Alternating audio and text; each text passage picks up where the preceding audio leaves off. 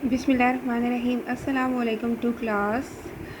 Today we will start syllabus of second periodic. Let's start reading of poem, and the poem is trees are lovely. इसका मतलब है कि दरख्त प्यारे हैं, खूबसूरत हैं. Now start. Trees are lovely, brown and green. आपने लवली को अंडरलाइन करना है. इसका मतलब है कि दरख्त जो हैं वो प्यारे हैं, ब्राउन भूरे हैं और ग्रीन है, सब्ज़ हैं. ये जो पोएम है ये पेज नंबर 41 के ऊपर है. और यहाँ जो है आप देख सकते हैं कि यहाँ पे एक ट्री दिखाया गया है कि जिसके जो लीव्स हैं और ये जो है ये ग्रीन है और येलोइश ब्राउन है. विथ ट्रंक को आप अंडरलाइन कीजिए. और ट्रंक का मतलब है the thick main part of a tree. दरख्त का जो मेन पार्ट होता है, जो मोटा होता है, थिक होता है, उसको ट्रंक कहते हैं, तना कहते हैं उसे. और जैसे कि यहाँ आप देख सकते हैं कि ये यहाँ पे ये ट्रंक है. स्टेम्स होती हैं ये शाखें जो कि ट्रंक से निकलती हैं. और ये आप देखें यहाँ पे स्टेम्स को भी आपने अंडरलाइन करना है. A small thin part that grows from the trunk of the tree. और ये पतला हिस्सा होता है जो कि ट्रंक से निकलता है दरख्त के. ये देखें आप यहाँ ये जो है ये स्टेम्स जो है वो कहलाएंगे, शाखें इसकी कहलाएंगी लीव्स एंड फ्लावर्स.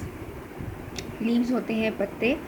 यहाँ ये बताया गया है कि दरख्त प्यारे हैं जो कि भूरे हैं और सब्ज़ हैं और जो कि तने के साथ और उसकी शाखें हैं, पत्ते हैं और फूल हैं.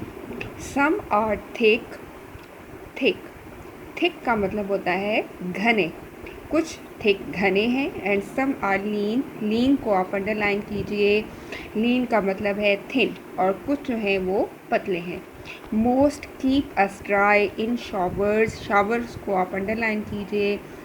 Short period of rain. जब बारिश थोड़े से टाइम के लिए होती है और बूंदाबांदी सी होती है तो उसको शावर्स जो है वो कहा जाता है. इसमें ये कहा गया है कि ज़्यादातर ये हमें जो है बूंदाबांदी से खुश रखते हैं, महफूज रखते हैं. दे गिव अस शेड का मतलब होता है साया. फ्रॉम द सन, ये हमें सूरज से साया फ्राहम करते हैं, सूरज से बचाते हैं हमें. सूरज की जो धूप होती है उससे बचाते हैं. They are home to many creatures को आप अंडरलाइन कीजिए. क्रिएचर्स का मतलब होता है मखलूक. ये बहुत सारी मखलूक़ात जो हैं उनका घर होती है. और जैसे कि आप देखते हैं कि दरख्तों के ऊपर, ट्रीज़ के ऊपर बर्ड्स रहते हैं, मुख्तलिफ़ तरह के मुख्तलिफ़ होते हैं. इसके अलावा ये एनिमल्स के लिए जैसे कि बहुत सारे गुलैरी हो गई या इस तरह बहुत सारी, उनके लिए ये भी दरख्त जो है ये घर के तौर पे इस्तेमाल होते हैं. Hiding from all our in their branches, इनकी शाखों पे वी हैव फन. और इनकी शाखों पे, दरख्तों की शाखों पे जो है ये बर्ड्स वगैरह परिंदे रहते हैं और हम जो है फ़न मज़ा करते हैं. हाइडिंग को अंडरलाइन कीजिए. हाइडिंग का मतलब होता है छुपना. फ्रॉम ऑल अवर टीचर्स, और हम अपने जो उस्ताद होते हैं उनसे छुपते हैं और हम मज़ा करते हैं. आगे है keep trees safe, they help our world. और ये इसमें ये बताया गया है कि दरख्तों को महफूज रखें, उनको मत जो है नुकसान पहुँचाएँ. दे हेल्प अवर वर्ल्ड, वो हमारी दुनिया की मदद करते हैं. डोंट चॉप को अंडरलाइन कीजिए. चॉप का मतलब होता है काटना. देम ऑल डाउन, और उनको मत काटें कि वो सारे गिर जाएं और जो है दरख्त ख़त्म हो जाए. ओह प्लीज़, और प्लीज़ मेहरबानी करके.